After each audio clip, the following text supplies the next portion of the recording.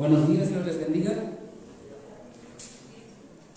Vamos a continuar con nuestro estudio de la primera carta del apóstol Pedro, que ya tenemos cierto tiempo estudiando esta carta, la primera carta del apóstol Pedro.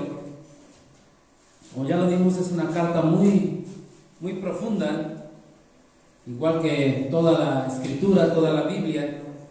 Es digna de analizar y sobre todo es digna de que le brindemos toda nuestra atención, porque es la palabra de Dios, porque es la palabra de aquel que nos dio la salvación, es la palabra de aquel que nos dio la vida eterna. No es por otra cosa más que es la palabra de Dios. Desde el capítulo 1 de esta carta hasta el capítulo 2, en su versículo 8, vimos lo que es la esperanza viva de la salvación y vimos el fruto que debe de dar en la vida del creyente. Si recuerdan, hablamos de lo que es la santidad, hablamos del crecimiento espiritual, pero a partir del versículo 9 del capítulo 2 vemos lo mismo, es decir, la esperanza viva de la salvación y el fruto que debe de dar, pero ahora en la vida de la iglesia, en la vida de la congregación. Es decir, el fruto que debe de dar como grupo de personas que nos congregamos en el nombre de Dios. A partir del versículo 9, capítulo 2. Así como de manera personal, nuestra vida de manera personal debe de reflejar la vida en Cristo, a nivel congregacional también se debe de reflejar que Cristo mora en la iglesia y que Cristo vive en la iglesia y que Cristo es aquí con nosotros en la iglesia. Anteriormente mencionamos que somos el instrumento que Dios utiliza ante el mundo. Esto es lo que somos, el instrumento que Dios utiliza ante el mundo. Para Dios nosotros somos un linaje escogido, el cual ya lo abordamos en su momento. Para Dios somos un real sacerdocio. Para Dios somos una nación santa. Para Dios somos su pueblo adquirido. Ahora la pregunta es, ¿para qué somos todo esto para Dios? Versículo 9, capítulo 2 nos dice: para anunciar las virtudes de aquel que nos llamó de las tinieblas a su luz admirable. Para eso somos nosotros linaje escogido, para eso somos real sacerdocio, para eso somos una nación santa, para anunciar las virtudes de aquel que nos llamó de las tinieblas a su luz admirable. Y a partir de este versículo 9, todo lo que se nos menciona en esta carta es siempre con miras a la propagación del Evangelio. Es para que el Evangelio de Dios sea propagado. Es con miras a ganar almas para Cristo, almas para Dios, tanto a nivel personal como a nivel congregacional. De una u otra manera tenemos nosotros que propagar el Evangelio. Entonces, en el capítulo 2, versículo 11, se nos hace una exhortación a vivir como extranjeros y peregrinos, obviamente en esta tierra. Se nos dice que debemos de abstenernos de los deseos carnales. Se nos exhorta a mantener buena vuestra manera de vivir. Y todo esto es con la finalidad de poder anunciar las virtudes de nuestro gran Dios, poder anunciar el Evangelio. Por eso es que en los versículos del capítulo 2, del 13 al 17, se nos dan instrucciones específicas de someternos a nuestras autoridades gubernamentales Y es una instrucción que ya lo estudiamos, que ya lo vimos. En los versículos del 18 al 20 tenemos la indicación de someternos a nuestros amos, a nuestros jefes o patrones aquí en esta tierra. Y nos decía el versículo, aún a los difíciles de soportar. Entonces, como creyentes debemos de someternos a nuestras autoridades gubernamentales y a nuestros patrones. Todo esto con la única finalidad de poder dar un buen testimonio. ¿Para qué? Para que el Evangelio sea propagado. Por eso es que el apóstol nos viene diciendo esto. Después, en el versículo 21 al 25, se nos dice que fuimos llamados para padecer por causa de la justicia. Fuimos llamados para padecer por causa de la justicia. Pero es que mi patrón me trata mal, mi jefe terrenal me trata mal, es injusto. Fuimos llamados para padecer por causa de la justicia. Pero hay derechos humanos que me amparan. Para los creyentes no aplican los derechos humanos. Fuimos llamados para padecer. Y el ejemplo es el padecimiento de Cristo. Él nos dejó el ejemplo y nos dijo para que sigáis sus pisadas. A eso es a lo que hemos sido llamados, al sufrimiento. Para eso fuimos llamados. Entonces, ser creyente no es tener o vivir, como decimos vulgarmente, una vida de color de rosa. Vamos a sufrir, vamos a padecer por causa de Cristo. Y tal como se habló de someternos a nuestras autoridades gubernamentales, a nuestros jefes, patrones, amos, como lo queramos ver, con la finalidad de que sean ganados para Cristo, en el capítulo 3, versículos del 1 al 7, el apóstol lleva esto a un nivel familiar, diciendo a las esposas que se sometan a sus maridos, para que estos maridos sean ganados sin palabra por la conducta de sus esposas. Otra vez vemos la finalidad de la propagación del Evangelio. De la misma manera habla a los maridos, exhortándolos a vivir con ellas sabiamente. Otra vez con la finalidad de la propagación del Evangelio. Entonces, desde el capítulo 2, versículo 11, al capítulo 3, versículo 7, el tema que hemos venido tratando es la propagación del Evangelio. Ganar almas para Cristo. El mensaje, el sermón, el discurso, lo comenzó el apóstol Pedro en el capítulo 2, versículo 11, y lo va a terminar o comienza a concluirlo en el capítulo 3, versículo 8. Por eso dice, finalmente, primera de Pedro 3, 8, finalmente, sed todos. Es decir, lo que vamos a ver a partir de este versículo 8 es una conclusión general. Es una conclusión general de lo que el apóstol viene diciendo desde el 2:11, que ya lo hemos abordado. Ejemplo de esto, que el domingo pasado terminamos con el versículo 7 y ocupamos 3 domingos para estudiar primera de Pedro 3, del 1 al 7. Entonces, versículo 8 dice, finalmente, y aquí es donde va a comenzar la conclusión del discurso que el apóstol Pedro viene diciendo.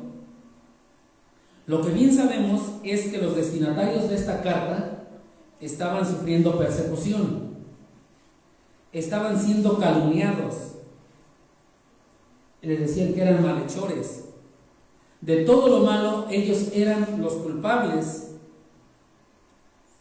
En medio de esta situación era muy difícil compartir el Evangelio. Era muy difícil hacerlo por medio de la palabra, verbalmente. Era muy difícil que lo estuvieran diciendo, porque de inmediato eran calumniados de malhechores, de inmediato les culpaban de todo. eran perseguidos, eran acusados del incendio de Roma. Entonces era todo sobre ellos. Y como era difícil propagar el evangelio de manera verbal, entonces era necesario hacerlo por medio de la conducta, por medio del actuar. Razón por la cual el apóstol Pedro da indicaciones de someternos a toda institución humana, es decir, a los gobernantes, a todo jefe o patrón, a los maridos, a vivir sabiamente con las esposas, y finalmente, para poder concluir en el versículo 8, da indicaciones a todos de manera general. Por eso dice el versículo 8, finalmente, sed todos, y va a hablar ahora a todos.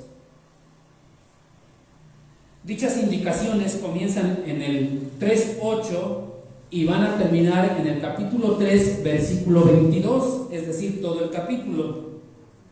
Sin embargo, por lo extenso del pasaje, lo vamos a dividir, y el día de hoy únicamente vamos a analizar versículos del 8 al 12. En estos versículos del 8 al 12, lo que vamos a ver es la actitud que debe de tener todo creyente, todo hijo de Dios,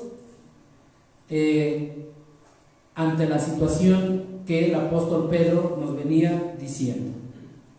Entonces el tema de hoy es la actitud que debe de tener todo el que tiene la esperanza viva de la salvación. Dice versículos 8 al 12, finalmente, sed todos de un mismo sentir, compasivos, amándoos fraternalmente, misericordiosos, amigables, no devolviendo mal por mal, ni maldición por maldición, sino por el contrario, bendiciendo, sabiendo que fuisteis llamados para que heredáis bendición, porque el que quiere amar la vida y ver días buenos, refrene su lengua del mal y sus labios no hablen engaño. Apártese del mal y haga el bien, busque la paz y sígala, porque los ojos del Señor están sobre los justos y sus oídos atentos a sus oraciones, pero el rostro del Señor está contra aquellos que hacen mal. Vamos a orar.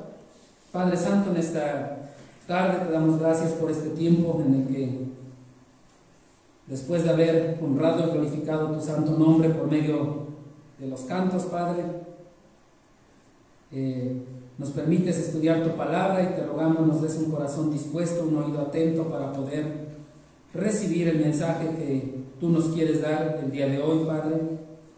Te damos gracias, bendice tu palabra, bendice este tiempo, y que cada uno de los oyentes, cada uno de nosotros, Padre Santo, seamos edificados, seamos alimentados, Padre.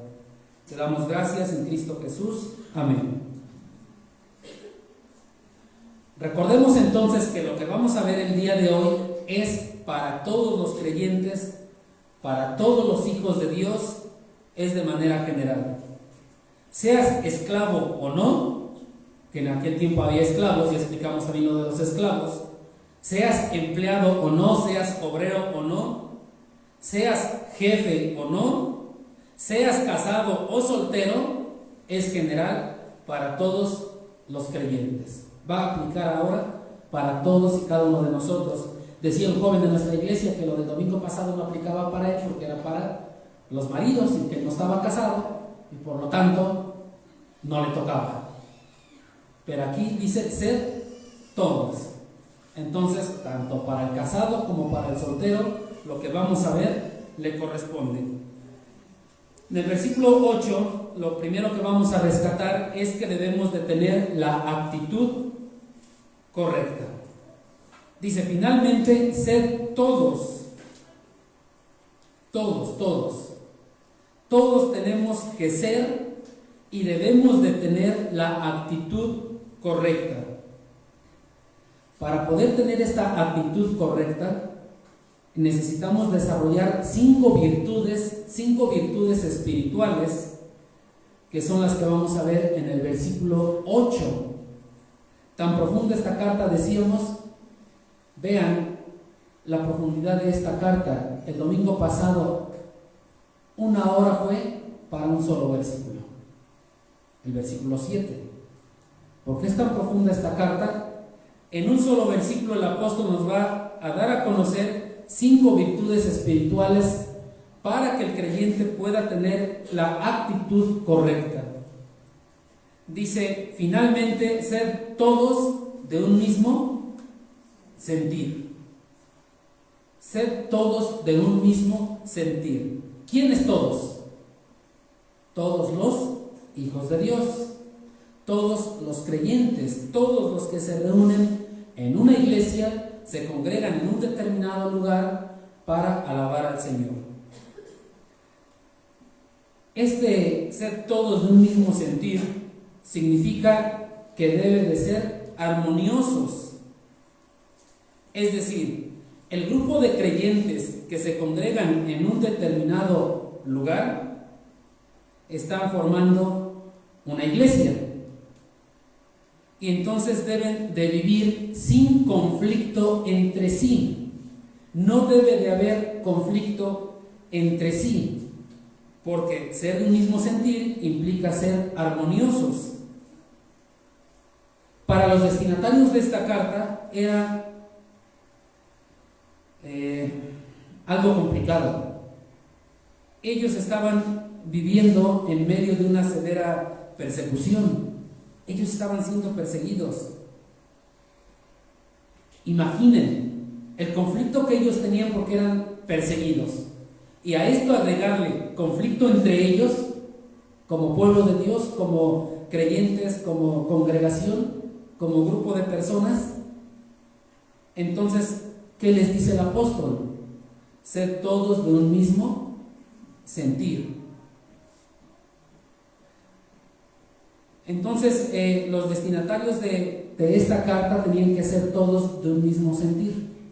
Tenían que ser armoniosos entre ellos. ¿Sería complicado para ellos?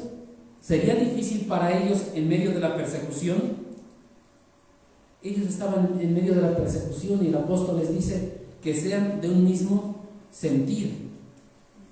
Gracias. Ahora, para nosotros en la actualidad tenemos que ser también del mismo sentir. No estamos sufriendo persecución como ellos lo sufrían. No hemos sido atacados. Estamos cómodamente en este sentido, ¿no? Estamos muy bien. La pregunta es, en términos generales, ¿el pueblo de Dios estará viviendo en armonía? ¿Todos los hijos de Dios estarán viviendo en armonía?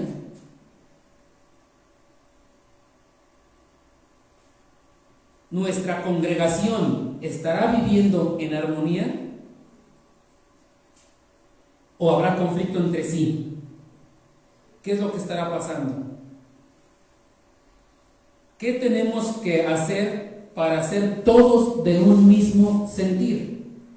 Aquí nos dice ser todos de un mismo sentir. ¿Seremos todos de un mismo sentir? ¿O no seremos de un mismo sentir? ¿Qué implica ser de un mismo sentir? Que todos tenemos que sentir lo mismo. Cuando alguien se alegra, todos nos alegramos. Pero cuando alguien se entristece, ya no me conviene. Ahí ya no me conviene. Entonces todos tenemos que ser armoniosos y de un mismo sentir. ¿Qué tenemos que hacer para ser todos de un mismo sentir?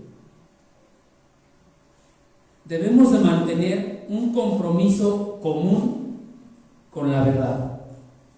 Si todos mantenemos un compromiso común con la verdad, esta verdad va a producir una unidad interna. En primer lugar, una unidad interna de todo corazón entre el hombre y Dios. Dios con el hombre. Y si hay una unidad entre el hombre hacia con Dios, en consecuencia va a haber una unidad, un mismo sentir un vivir armonioso entre unos y otros, porque esa es la verdad común. Estar en armonía con el Señor, estar bien con Dios, estar unidos a Dios. Y si todos queremos estar unidos a Dios, en armonía con Dios, en automático hay armonía. Y entonces somos de un mismo sentir. La pregunta es, ¿cuál es esa verdad? Mantener un compromiso común con la verdad, pero ahora, ¿cuál es esa verdad? Vayamos ahora sí a Romanos capítulo 12.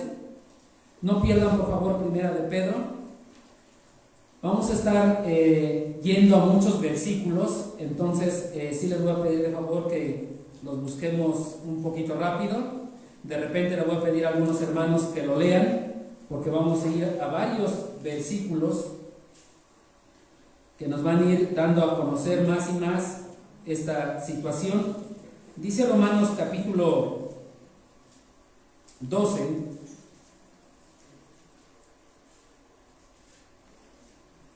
versículo 5.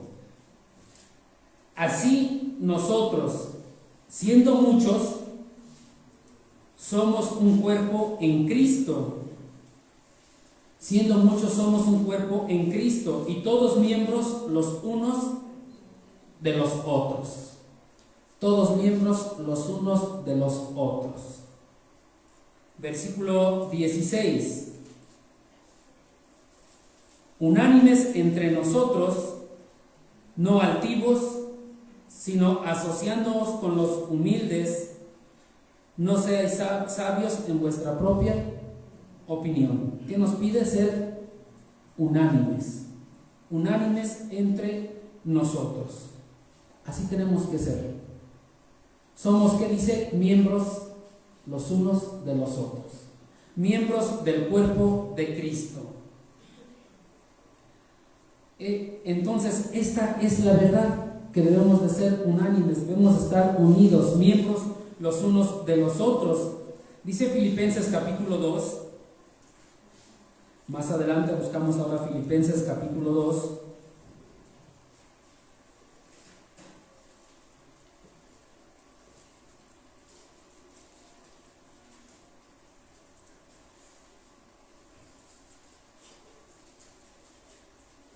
Hermano Jorge Álvarez, lo lee por favor del 1 al 5.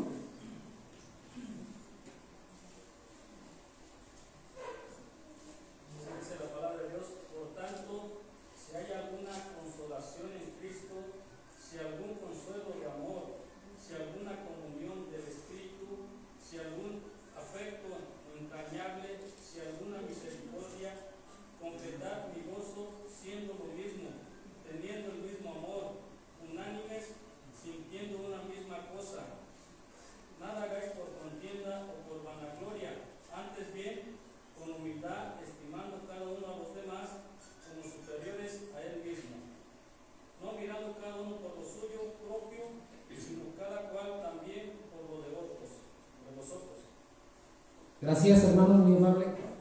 Vean. Sí. Haya pues en vosotros este sentir que hubo también en Cristo Jesús. Gracias. Vean cómo concluye estos primeros 4 versículos y termina diciéndonos: haya pues en vosotros este sentir que hubo también en Cristo Jesús. Y antes viene toda la parte práctica para lograr ese mismo sentir, lograr ser armoniosos. Si hay algo de esto como consolación, misericordia, afecto entrañable, etcétera, ¿qué dice? Que tenemos que ser unánimes, nada hagáis por contienda o por vanagloria, antes bien con humildad, y tenemos que estimar a cada uno de los demás como superiores a nosotros mismos. Y termina en el versículo 5: haya pues en vosotros este sentir que hubo también en Cristo Jesús. Versículo 6 en adelante nos dicen el sentir de Cristo Jesús, nos dicen lo que pasó con Cristo Jesús, y es algo que debemos nosotros de tener siempre en la mente. Dice más adelante en el capítulo 2, versículo 27 de Filipenses: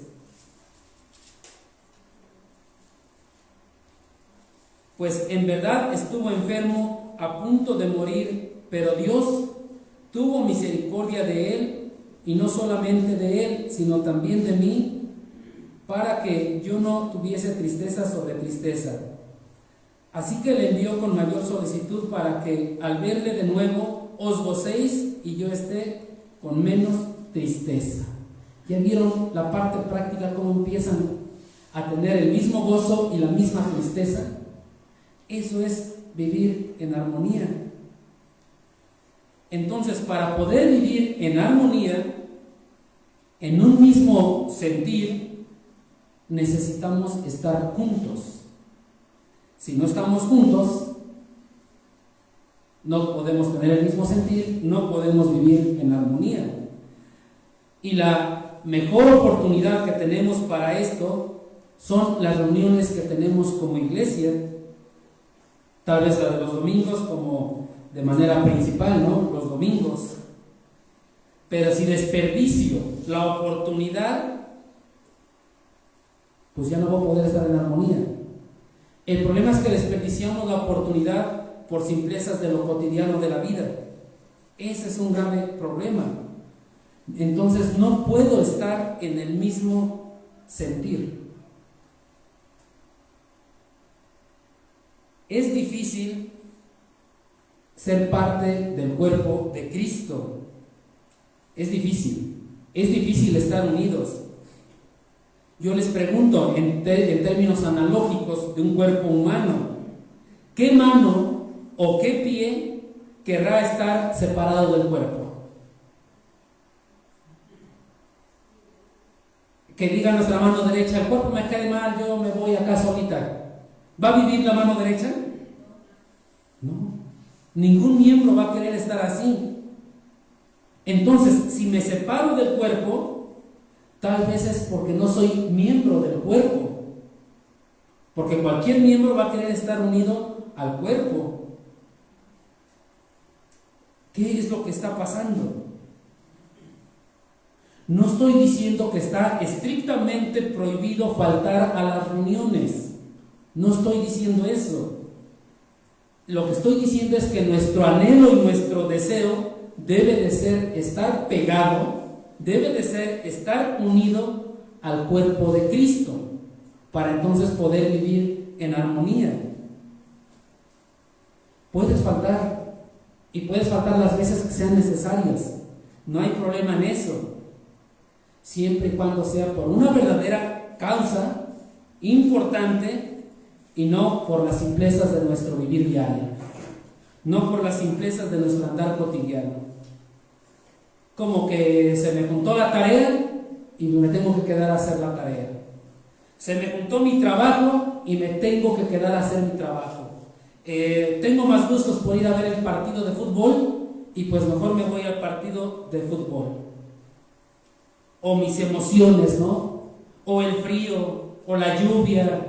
Y como aquí hay muchos docentes, mi planeación no la hice y la tengo que hacer. Esas son las simplezas de lo cotidiano de la vida. Porque entonces ya sé que dentro de mi trabajo tengo cosas que hacer y las hago con anterioridad, ¿no? Con anticipación, y me organizo en mis tiempos. Entonces, el ser del mismo sentir es de gran importancia. Al grado que Jesús les dijo a sus discípulos, ahí en Juan capítulo 13, versículos 34 y 35, un nuevo mandamiento les dejo, y era el mandamiento del amor: amarse los unos a los otros, y en esto conocerán todos que sois mis discípulos. ¿Cómo? Si tuvierais amor los unos por los otros. Tan importante es esto que Jesús oró. Mismo Jesús oró por la unidad espiritual entre todos los creyentes. Ahora sí vamos por favor al Evangelio de Juan capítulo 17.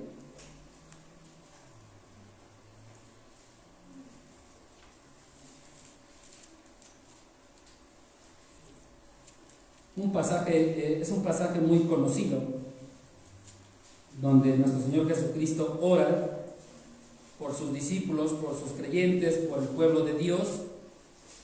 Y dice Juan 17:20: mas no ruego solamente por estos, sino también por los que han de creer en mí por la palabra de ellos, para que todos sean uno, como tú, oh Padre, en mí y yo en ti, que también ellos sean uno en nosotros, para que el mundo crea que tú me enviaste. La gloria que me diste yo les he dado, para que sean uno, así como nosotros somos uno.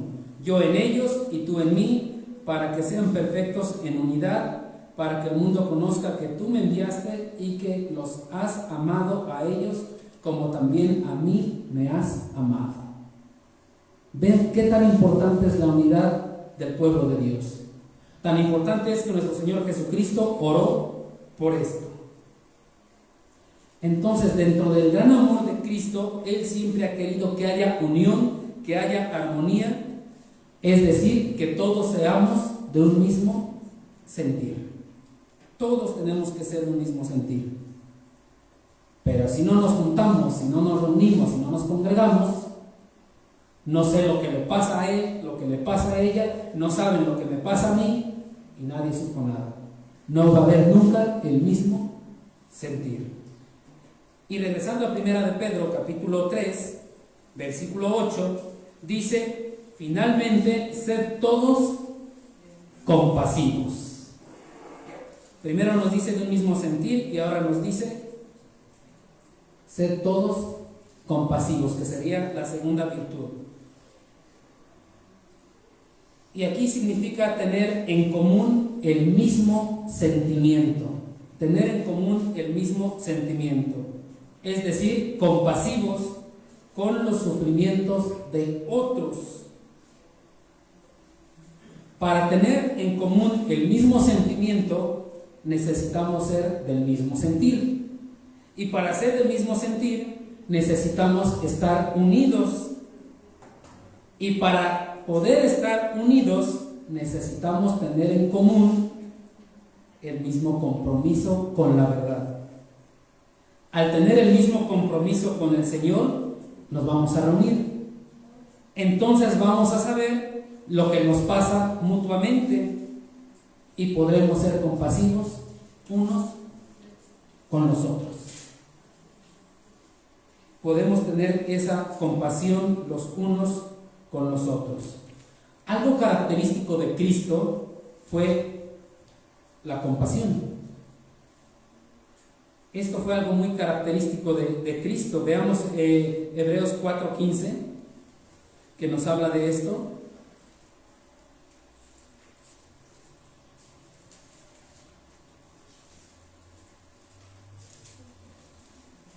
Vemos a Cristo como ejemplo de la compasión y dice Hebreos 4:15: porque no tenemos un sumo sacerdote que no pueda compadecerse de nuestras debilidades, sino uno que fue tentado en todo según nuestra semejanza, pero sin pecado. Tenemos entonces un sumo sacerdote que puede compadecerse de nuestras debilidades. Cristo es el ejemplo de compasión. Y como creyentes, lo vimos en 1 de Pedro, debemos de seguir sus pisadas. Entonces debemos de ser compasivos. Debemos de participar de los sentimientos de los demás, no solamente de sus alegrías, de sus gustos, de sus triunfos, sino también de sus tristezas. Dice Romanos 12:15: gozarnos con el que se goza, llorar con el que llora. Es algo que tenemos que hacer. Algo como creyentes que debemos de tener es la compasión. Los creyentes no debemos de ser insensibles, no debemos de ser indiferentes, no debemos de ser críticos o criticones. Debemos de estar al lado de los que padecen, debemos de estar al lado de ellos con compasión Y de esta manera podemos nosotros declarar la verdad redentora de Dios. Y de esta manera podemos nosotros mostrar el amor de Dios. Debemos de ser entonces compasivos. No podemos ser insensibles e indiferentes a lo que le pase a nuestros hermanos. Es que le pasó esto, pues qué bueno que se aguante, ¿no? Se lo merece. ¿Sucederá esto? ¿Pensaremos así? Tal vez dijimos esto alguna vez. Nosotros tenemos que ser compasivos, porque el Señor es compasivo. Esa es a lo que somos llamados como creyentes. Es otra de las virtudes que tenemos que ir desarrollando como creyentes. Primera de Pedro, otra vez, capítulo 3, dice: sed todos de un amor fraternal. Ya vimos que debemos de ser de un mismo sentir, compasivos, y ahora dice amándonos fraternalmente. Amándonos fraternalmente. Esto se refiere al afecto entre personas que están íntimamente relacionadas por algo que los une. En un matrimonio podemos ver a dos personas íntimamente relacionadas. En una congregación tiene que haber una relación íntima. Debe de ser causada por algo que los une, que es la fe en Jesucristo. Eso es lo que debe de unir. Aquellos que tienen este amor o este afecto lo van a demostrar siempre. Siempre lo van a demostrar. ¿Por medio de qué? De un servicio generoso. Por eso habla de un amor fraternal, por medio de un servicio generoso. Primero, este servicio es a Dios, y después los unos por los otros. Así debe de ser siempre la demostración del amor fraternal.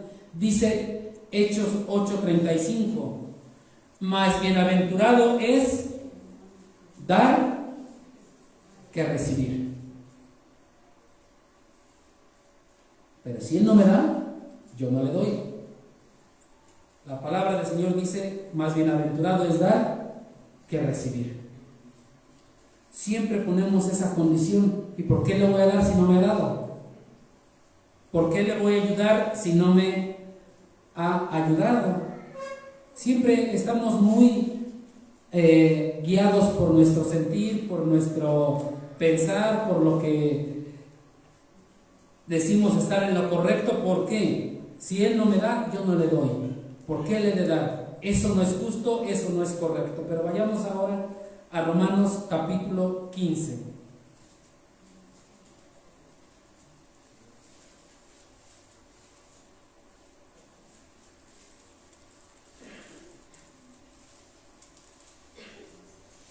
Vamos a ver lo que nos dice la palabra de Dios en Romanos 15. Fernando, si lees el versículo 2, por favor. Dice la palabra de Dios: cada uno de nosotros agrade a su prójimo en lo que es bueno para edificación. Gracias. ¿Cuál es nuestra obligación ante el Señor?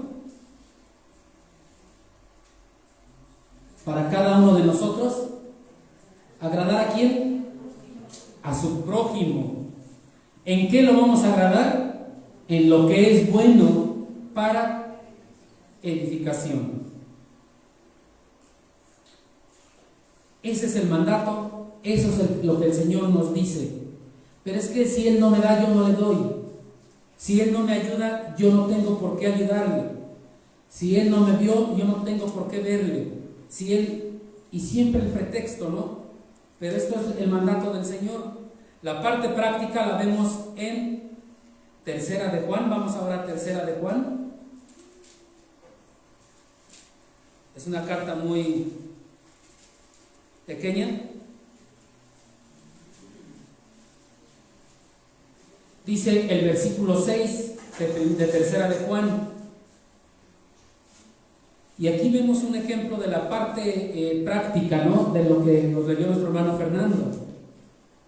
Los cuales han dado ante la iglesia testimonio de tu amor, y harás bien en encaminarlos como es digno de su servicio a Dios, para que continúen su viaje.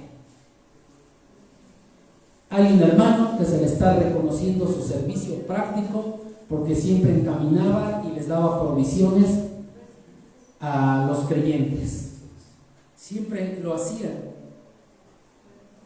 Entonces, este servicio generoso debe de comenzar en la iglesia, entre creyentes, y el cual se debe de extender hacia afuera con la gente del mundo.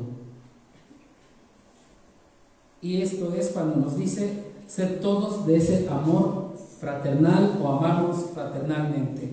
La cuarta virtud está en Primera de Pedro, versículo 8, 3:8. Sed todos misericordiosos. Es muy parecido a compasivos, e incluso se han tomado ambos términos como sinónimos, misericordioso y compasivo. Vamos a ver algunos detalles etimológicos para poder entender en qué son diferentes. Compasivo viene de un vocablo griego que no sé cómo se pronuncia, pero es algo así como sympatheis, que significa tener en común el mismo sentimiento. Pero misericordioso viene de otro vocablo, que es algo así como eusplanjanos, que significa entrañas o intestinos. Entonces, cuando escuchamos misericordioso, como que hace referencia a las entrañas, a los intestinos, y lo compasivo a tener en común el mismo sentimiento. ¿Y qué es lo que pasa? No está equivocada la Biblia, el vocablo no está mal, pero nuestros afectos y nuestras emociones siempre tienen un impacto visceral, siempre, siempre. En pocas palabras, y para entender esto, dicen los jóvenes, es cuando sentimos maripositas en el estómago. ¿No han escuchado esta frase? Ay, como que sentí algo aquí, ¿no? Como que sentí maripositas. De ahí viene la palabra misericordioso.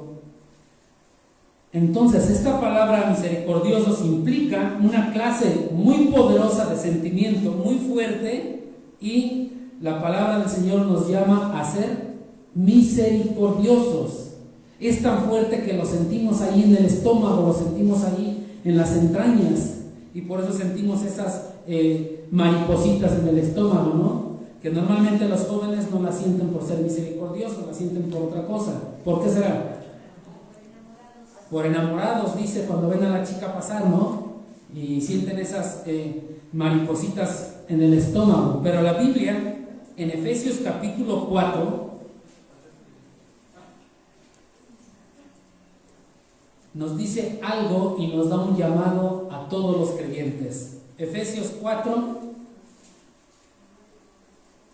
versículo 32. Hermano Agustín, ¿lo lee, por favor?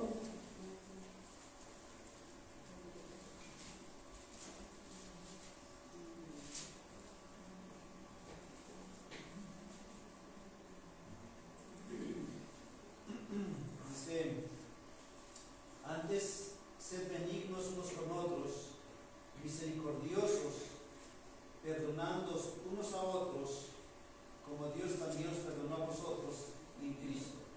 Gracias. El mandato es que seamos ¿qué? Somos llamados a ser misericordiosos. Ese afecto tan fuerte, pero tan fuerte, que debemos de sentirlo en las entrañas. Es algo sumamente poderoso y nos conmueve a ser compasivos. Entonces la expresión implica que estás tan afectado por el sufrimiento de otros, tan afectado por el sufrimiento de otras personas, tan afectado por el sentimiento o sufrimiento de tus hermanos, que lo sientes tan profundamente en ti, al grado que impacta visceralmente en tu ser, al grado que lo sientes ahí en tus entrañas, al grado que sufres igual que tu hermano que está sufriendo. Esta misericordia que debemos de expresar a los hermanos debe de ser como la compasión misericordiosa de Dios. La compasión misericordiosa de Dios fue expresada por los pecadores, para los pecadores, por medio de su Hijo. Y por esa misericordia sabemos que mandó a su Hijo, siendo perfecto, siendo santo, a que viniera a morir aquí como ser humano, a morir en una cruz, por expresión de esa misericordia. Esa misericordia tan grande, tan fuerte, que es de nuestro Señor. Y Él expresó misericordia por nosotros los pecadores. Y a eso somos nosotros llamados, a ser misericordiosos, no ser indiferentes por el sufrimiento de los demás. Tenemos que ser nosotros misericordiosos con nuestros hermanos. La siguiente virtud dice: ser todos amigables. Primera de Pedro 3:8. Ser todos amigables. No quiere decir que todos somos cuates de todos. Y tú eres mi cuate, vente. Tú no eres mi cuate, vete para allá. Eso no puede existir en la iglesia del Señor. Recuerden que este mensaje es para los creyentes, es para los que se congregan. Amigables viene de una palabra griega que quiere decir mente humilde. Mente humilde. Entonces, la palabra de Dios en bastantes versículos nos dice que debemos de ser humildes. Siempre nos dice que debemos de ser humildes, nos dice que debemos de andar con humildad, y siempre nos está inculcando que seamos humildes. Dice Colosenses 3:12, vestíos de humildad. Entonces siempre nos está indicando que seamos humildes. Dice Santiago 4:6, Él da gracia a los humildes. Siempre nos pide que seamos humildes. Y el ejemplo más claro de humildad lo tenemos en Filipenses. Vamos a Filipenses para ver un ejemplo de humildad, el cual nosotros deberíamos de seguir. No pierdan Primera de Pedro.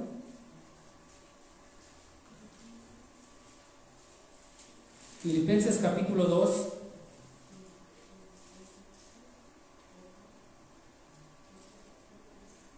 Que ya lo leímos hace rato, pero ahora vamos al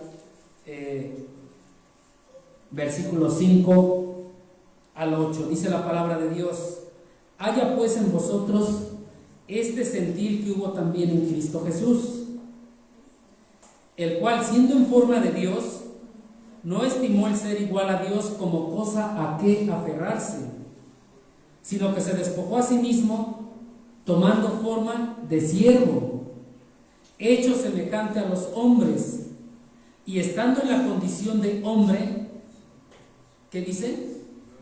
Se humilló a sí mismo, haciéndose obediente hasta la muerte, y muerte de cruz.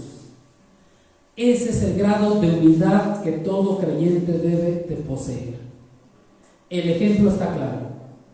Dice, se humilló, mas no dijo, alguien vino y lo humilló. Se humilló a sí mismo. Nosotros nos debemos de humillar a nosotros mismos. Debemos de ser humildes. Pero cuando alguien nos humilla, ¿qué decimos? Esta me la paga. No tiene por qué humillarme. No tiene por qué hacerlo. Y aquí vemos al Señor que se humilló a sí mismo. 5 virtudes para que podamos tener la actitud correcta como creyentes. Y entonces el Evangelio pueda ser propagado. Vamos a ver otra parte más en el versículo 9 de Primera de Pedro 3. Ya hemos visto las 5 virtudes. Ahora vamos a hablar de la respuesta correcta o de la respuesta oportuna. Con estas virtudes espirituales es muy fácil desarrollar la actitud correcta como hijos de Dios. Incluso podemos actuar correctamente. Pero lo que queremos ver aquí es la reacción que debemos de tener cuando recibimos maltrato. Porque mientras todo esté bien, puedo actuar bien. Y puedo hacerlo de la mejor manera, casi perfecto. Pero cuando hay maltrato, ¿qué es lo que sucede? ¿Qué es lo que pasa? Entonces, el enfoque cristiano hacia la vida no solamente debe de ser la acción correcta, motivada por la actitud correcta, sino debe de ser la reacción correcta en cualquier situación. Más cuando recibimos maltrato. Dice el versículo 9, no devolviendo mal por mal, ni maldición por maldición, sino por el contrario, bendiciendo, sabiendo que fuisteis llamados para que heredáis bendición. Vean la ordenanza que nos da el versículo. No devolviendo mal por mal. No. Otras traducciones dicen dejar de responder. ¿Qué pasa cuando regañamos a nuestro hijo? ¿Qué hace el hijo normalmente? Luego responde, ¿no? Pero me dijiste, pero no me dijiste, pero no es cierto. Eso ya es devolver mal por mal. No, tenemos entonces que dejar de responder. Debemos de, como creyentes, no debemos de atacar el mal con el mal, debemos atacarlo con el bien. ¿Qué dice Romanos 12:19? Mía es la venganza, yo pagaré, dice el Señor. Pero nuestra mente es, si me la hizo, me la paga. Pero el Señor te dice, mía es la venganza, yo pagaré, es lo que dice el Señor. No, pero yo quiero ver, yo me quiero desquitar, me quiero desahogar, no puedo tener ese sentimiento aquí guardado, lo tengo que sacar. ¿Y cómo? Pues vengándome, ¿no? Haciéndole lo mismo que me hizo. La venganza es del Señor. Así que, creyente, aguántate, humíllate, sé humilde. La palabra mal, aquí dice mal por mal, siempre va a denotar maldad. Y la maldad no solo se refiere a malas palabras o acciones, sino también se refiere al maltrato que alguien nos hace ya con alevosía y ventaja, ¿no? Ya planeado, ya con toda la intención de maltratarnos, ¿no? Entonces debemos de tener mucho cuidado. Pero también el versículo nos habla de maldición. Dice, ni maldición por maldición. Maldición significa una queja abusiva en contra. También significa un insulto, también significa hablar mal de alguien. Te voy a decir algo de él, pero no se lo digas, ¿eh? Ya estoy maldiciendo. Esto es maldición. Estoy hablando mal de alguien. No es necesario decir palabras grotescas, pero ya estoy hablando mal de alguien y eso es maldición. Y es muy fácil maldecir. Es muy común maldecir. Lo hacemos fácilmente. Lo hacemos de una manera muy sencilla. Tal parece que es nuestra especialidad, ¿no? Te voy a decir algo de él, pero no se lo digas a nadie, ¿eh? Porque no quiero que se lo diga a nadie. Porque estoy hablando mal. Porque estoy diciendo algo que no es. Y es muy fácil. Y vean, la Biblia lo menciona como una maldición. Entonces es muy fácil hablar mal. Es muy fácil para nosotros expresarnos de mala manera. Dice Efesios 4:29 que de nuestra boca no salgan palabras corrompidas. Ninguna palabra corrompida. Dice Colosenses 3:8 que no salgan palabras deshonestas. Siempre nos va guiando a esto. Y en Mateo capítulo 5, que ya lo hemos leído, es un pasaje muy extenso, 5:38 al 48, ¿qué nos dice? ora por tus enemigos, perdona, no respondas mal por mal, no te vengues. Pero estamos tan acostumbrados a esto. Es muy fácil maldecir, es muy sencillo maldecir, lo hacemos sin pensar, lo hacemos con una facilidad, ¿no? Y el versículo 9 que nos dice, por el contrario, bendiciendo. O sea, no tenemos que maldecir, tenemos que bendecir. Pero bendecir en el buen sentido, ¿no?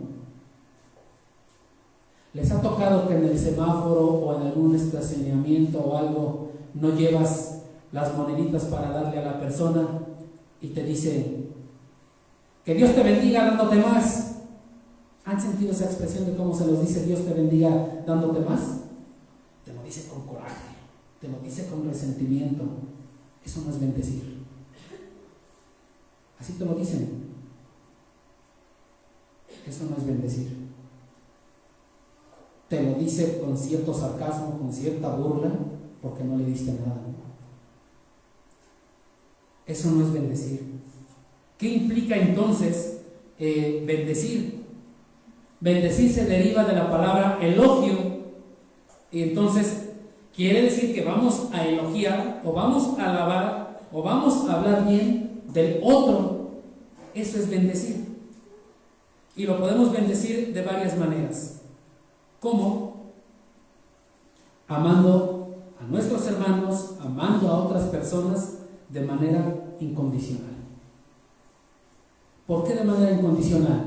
Porque Dios es amor. Y si Dios mora en nosotros, entonces el hermano, el creyente, ¿qué tiene que ser? Amor. Y es amar de manera incondicional. De esta manera estás bendiciendo a alguien. ¿Cómo vas a bendecir a otras personas también? Al orar por la salvación de un incrédulo. ¿Cuántos de nosotros oramos por salvación de algún incrédulo familiar que conozcamos, algún amigo, alguna amistad? Con eso ya estás bendiciendo. Vamos a bendecir a los demás expresando gratitud por ellos. Yo les pregunto, ¿cuántas veces hemos dado gracias a Dios por aquel que me ofendió? Sí, ya lo perdoné, no tengo nada contra él. Pero cuando me entero que le pasó algo, qué bueno, ¿no? Hemos dado gracias a Dios por alguien así. Eso es bendecir.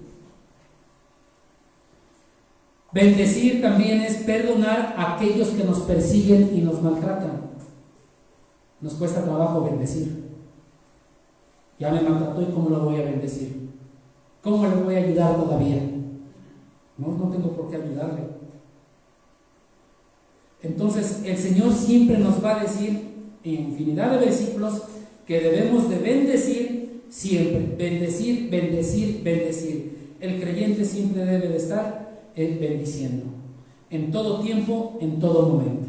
Vayamos por favor a Mateo capítulo 18.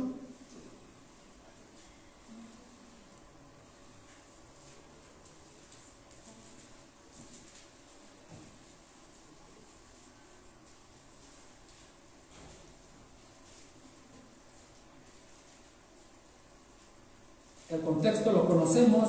El Señor viene hablando del perdón, y en el versículo 21 y 22 se acerca a Pedro y le dice: Señor, ¿cuántas veces perdonaré a mi hermano que peque contra mí? Y le pregunta a Pedro: ¿hasta 7? Jesús le dijo: no te digo hasta 7, sino aún hasta 70 veces 7. Y después comienza con una parábola de los dos deudores, así se titula, y dice que el reino de los cielos es semejante a un rey que quiso hacer cuentas con sus siervos, y comenzando a hacer cuentas le fue presentado uno que le debía 10,000 talentos. A este, como no pudo pagar, ordenó su señor venderle y a su mujer e hijos y todo lo que tenía para que se le pagase la deuda. Entonces aquel siervo postrado le suplicaba diciendo: Señor, ten paciencia conmigo y yo te lo pagaré todo. El señor de aquel siervo, movido a misericordia, le soltó y le perdonó la deuda. Pero saliendo aquel siervo halló a uno de sus consiervos que le debía 100 denarios y haciendo de él le ahogaba diciendo: págame lo que me debes. Entonces su consiervo, postrándose a sus pies, le rogaba diciendo: ten paciencia conmigo y yo te lo pagaré todo. Mas él no quiso, sino fue y lo echó en la cárcel. Vean la situación como está de complicada y de difícil. Pero ahora vamos al versículo 35. ¿Qué va a pasar si nosotros no perdonamos como Cristo nos perdonó? Dice el versículo 35: así también mi Padre Celestial hará con vosotros si no perdonáis de todo corazón cada uno a su hermano sus ofensas. ¿Cómo tiene que ser nuestro perdón? De todo corazón. No, si ya lo perdoné, no tengo ya ningún problema, pero me gozo cuando le pasa algo, ¿no? No lo he perdonado. Pero trato de evitarlo y no saludarlo. No lo he perdonado. No, pero ya lo perdoné. Eso no es cierto. Nuestro perdón tiene que ser de todo corazón. Y si es así, cuando le pasa algo, ya no me voy a gozar. Ya no. Me voy a preocupar por él. Le voy a ir a ayudar, voy a ver qué necesita. Ese es el perdón de todo corazón. Entonces debemos de perdonar de todo corazón. Regresando a 1 de Pedro 3:9, dice: sabiendo que fuisteis llamados para que heredaseis bendición. Entonces, como creyentes, no debemos devolver mal por mal, sino debemos de bendecir. Fuimos llamados para recibir un regalo. Fuimos llamados para recibir una bendición. ¿Cuál es esa bendición? Es una bendición divina, es una bendición inmerecida y eterna. ¿Cuál es? El perdón. El perdón que Dios nos da por nuestros pecados. Era una deuda que nosotros, todos juntos como humanos, no íbamos a poder pagar, pero Dios la pagó en nuestro lugar. Nos da ese perdón, nos da eso. Para esto fuimos llamados. Entonces, si esto es tan grande es Dios, tan grande es el pecado, tan grande es la ira, y Dios nos perdonó, en base a este perdón, el creyente debe de conceder perdón a quien lo ofendió, bien, de corazón. Y debe de ser una consecuencia fácil y sencilla. Si entendemos qué es lo que nos perdonó el Señor, si entendemos de dónde nos rescató, entonces perdonar a aquel que nos ofendió debe de ser algo fácil y sencillo, sin necesidad de que me pida perdón. Yo lo debo de perdonar, ya que tanto el creyente ofendido como el ofensor son muy pequeños, no son nada en comparación con la grandeza de Dios. No son nada en comparación con lo que hizo Dios para perdonarnos. Entonces debe ser algo fácil y sencillo. Pero nuestra carne, ¿qué es lo que sucede? Nos cuesta mucho trabajo. Nos cuesta trabajo perdonar. Debemos de perdonar. Para esto nos dice el apóstol Pedro, en 1 de Pedro 3, versículos 10 y 11, que debemos de tener la norma apropiada, porque el que quiera amar la vida y ver días buenos, refrene su lengua del mal y sus labios no hablen engaño. Apártese del mal y haga el bien, busque la paz y sígala.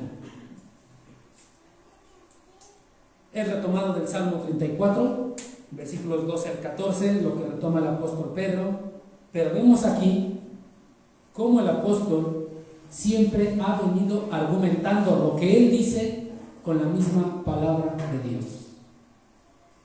De la misma manera, todo lo que nosotros decimos debemos de argumentarlo siempre con la palabra de Dios. Si decimos esto, es porque está en la palabra de Dios. Siempre debe de ser así. Debemos de tener nosotros esa idea, debemos de hacernos de ese hábito. El apóstol Pedro aquí todo lo viene argumentando con la misma palabra de Dios. Y si vemos en la Biblia, la mayoría y todo siempre se argumentaba con la palabra de Dios. Si vemos la tentación en Mateo 4 del Señor Jesucristo, siempre argumentó con la palabra de Dios. Mismo Dios argumentó con la palabra de Dios.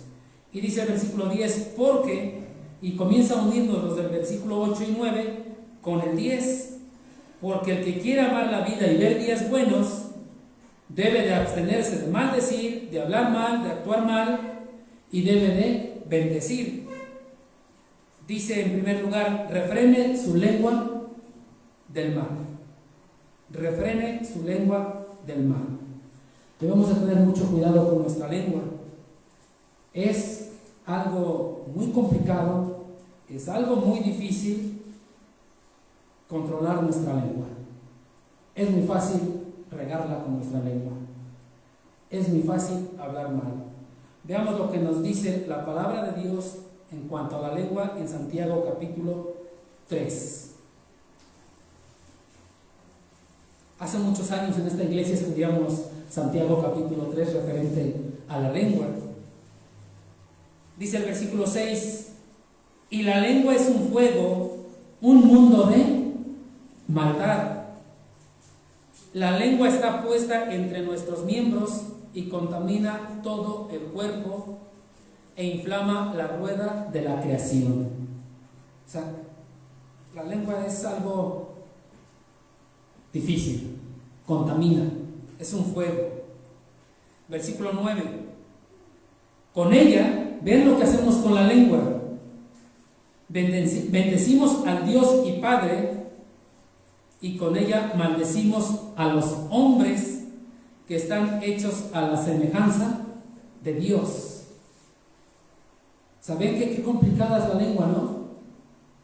Acabo de bendecir a Dios y dice ahora estoy maldiciendo a los hombres. Y los hombres, ¿qué dice que son? Hechos a la semejanza de Dios. Versículo 10. De una misma boca proceden bendición y maldición. De nuestra boca proceden ¿qué? Bendición y maldición. Hermanos míos, esto no debe de ser así. Versículo 11. ¿Acaso alguna fuente hecha por una misma abertura, agua dulce y amarga? ¿Acaso por mi boca puedo bendecir y maldecir? Esto no debe de ser así, dice hermanos míos. 12. Hermanos míos, ¿puede acaso la higuera producir aceitunas o la vid higos? Así también ninguna fuente puede dar agua salada y agua dulce. ¿Ven lo complicado de la lengua? Es algo difícil y es algo muy complicado, ¿no? Pero tenemos que tener cuidado con nuestra lengua. Dice el versículo 10, y sus labios no hablen engaño. El creyente tiene que estar comprometido con la verdad, pero no solamente con la verdad bíblica, sino con la verdad de las circunstancias. Siempre tiene que estar comprometido con la verdad, tanto la verdad bíblica como las circunstancias. Porque si a un creyente le decimos y le preguntamos, ¿verdad que Jesucristo no es Dios? El creyente nos va a decir que sí o que no. Nos va a decir si es Dios, porque está comprometido con la verdad. Pero si el creyente le pasó algo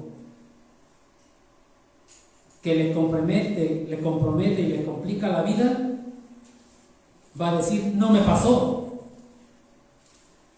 Y ahí sí lo dicen. ¿Por qué en el primer caso no mintió? Porque estábamos hablando de Dios, ¿no? ¿Y por qué en el segundo caso sí miente? ¿Ya vieron cómo la boca fácil bendición y fácil maldición?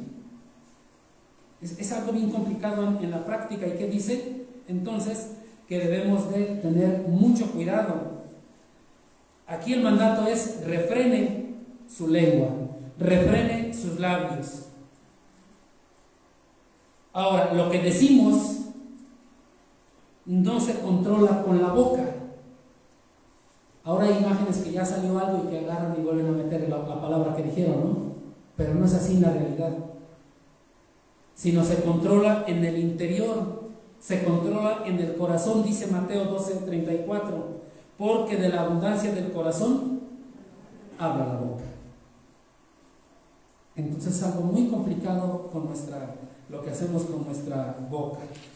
Versículo 11 de 1 de Pedro 3, tenemos 4 mandatos.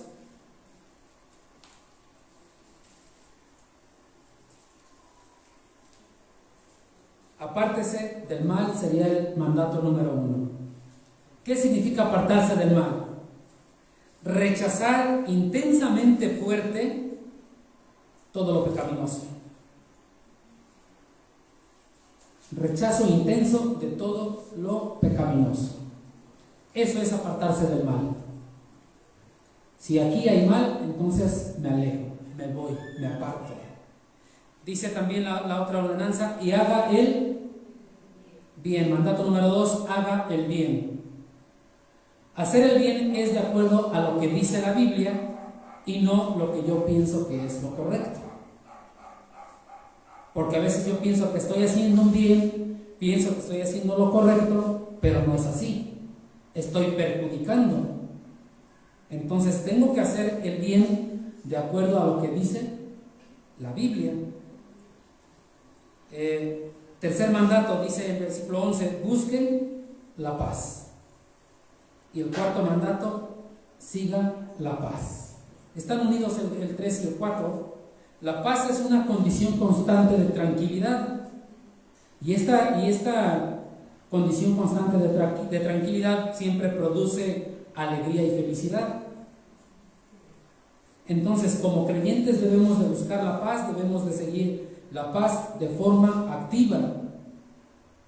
Estos 2 mandatos son una actividad dinámica, es una actividad intensa, es una actividad que estamos haciendo constantemente, buscar, seguir la paz.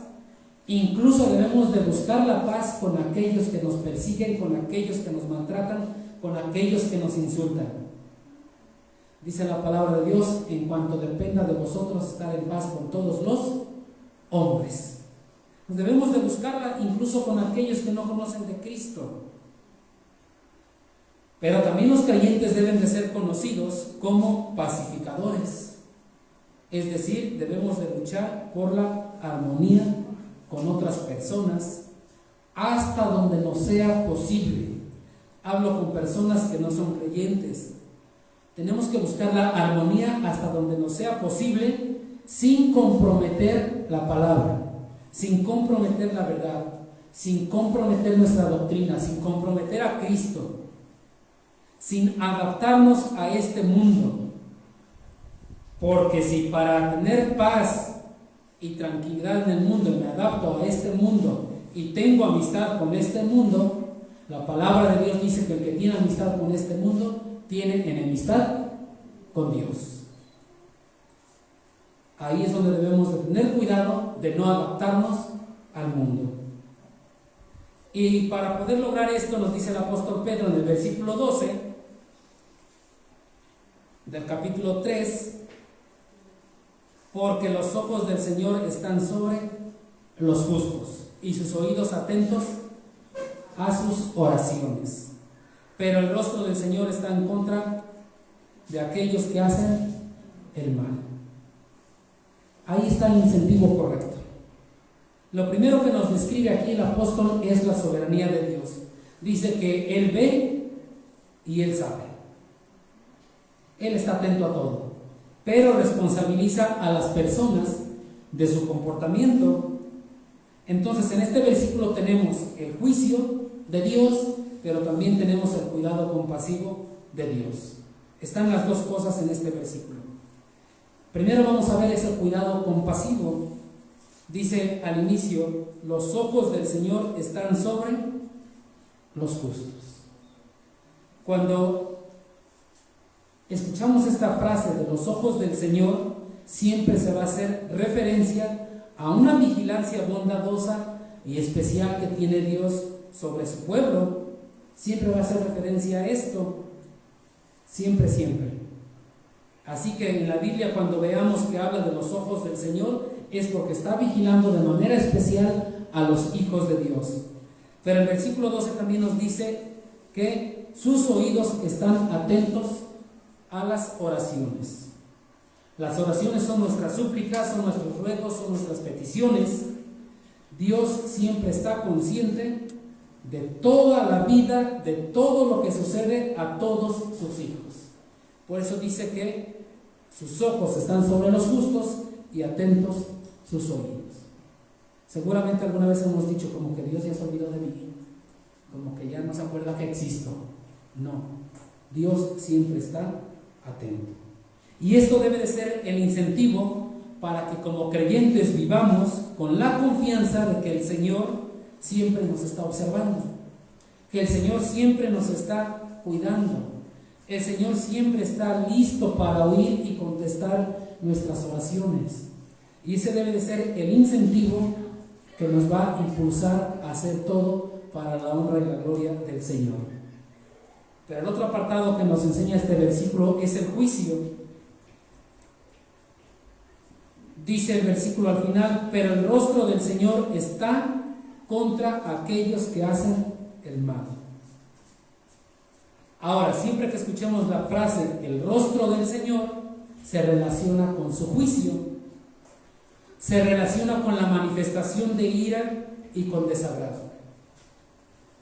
Dice Lamentaciones 4:16: la ira de Jehová los apartó, no los mirará más. Él quitó la vista de ellos, no los mirará más. Vayamos a Apocalipsis capítulo 6.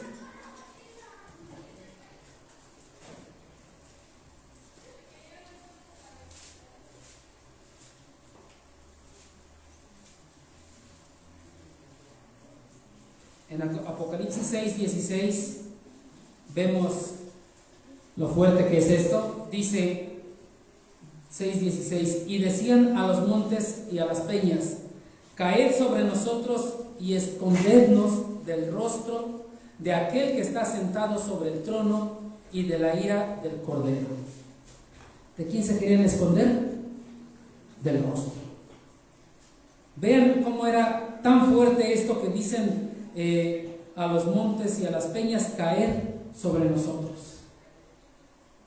Caer sobre nosotros y escondernos del rostro de aquel que está sentado sobre el trono. Entonces, cuando vemos que habla del rostro, es la ira del Señor. El incentivo es que sus ojos y sus oídos están atentos sobre los hijos de Dios. Y debemos de gozarnos porque Él nos está mirando. Pero cuando esconda su mirada de nosotros y nada más sea su rostro, ahí hay que tener cuidado. Saber esto nos debe entonces de motivar a tener la actitud correcta que la vimos en el versículo 8 en medio de este mundo en el cual nosotros estamos viviendo. Y la finalidad de tener esta actitud correcta es que el Evangelio sea propagado. Esa es la finalidad. Y si el Evangelio de Cristo es propagado, entonces más almas caerán rendidas a los pies de Cristo. En este pasaje se nos enseña, a manera de conclusión, que debemos de cuidar nuestro actuar. Debemos de cuidar nuestro testimonio. Cuando le estamos compartiendo a alguien el Evangelio y nos dice ese alguien en respuesta: ¿y cómo quieres que yo acepte de Cristo si voy a ser igual que él y que ella que van a tu iglesia y que hacen esto, esto y esto y esto? ¿Para eso quieres que acepte yo a Cristo? Y normalmente le decimos: no, tú no pongas la mirada en ellos. Ellos no te van a dar la salvación. Pon la mirada en Cristo, porque Él te da la salvación. Él te da la vida eterna. Les pregunto, ¿estoy diciendo una mentira o estoy diciendo una verdad? Estoy diciendo una verdad. Pero desgraciadamente la utilizamos y la decimos para autojustificarnos congregacionalmente. Porque entonces lo correcto sería decirle, ok, dices que ella hizo esto, dime cuándo, cómo, dónde, con quién más estaba, etcétera, etcétera. Y mi función sería entonces venir a decirle a ella o a él lo que está pasando. Y si eres hijo de Dios, corrígete, porque estás siendo piedra de tropiezo. Pero es muy fácil autojustificarnos congregacionalmente y decir, no pongas los ojos en ellos, pon los ojos en Cristo. El llamado aquí es corregir nuestra actitud para que el Evangelio sea propagado por medio de nuestra conducta. Nos ponemos de pie para orar. Padre Santo, en esta tarde te damos gracias por el tiempo que tú nos has permitido estar aquí reunidos, Padre. Nos has, Padre bendito, bendecido con tu palabra. Te rogamos que nos ayudes a cambiar nuestro actuar, nuestras actitudes, Padre, y que por medio de nuestro testimonio tu nombre sea exaltado, tu nombre sea, Padre Santo, glorificado, Padre. Te doy gracias, bendice tu palabra, bendice a mis hermanos, bendice a todos, cada uno de los que están aquí presentes, Padre. En el nombre de Cristo Jesús, amén. Dios les bendiga.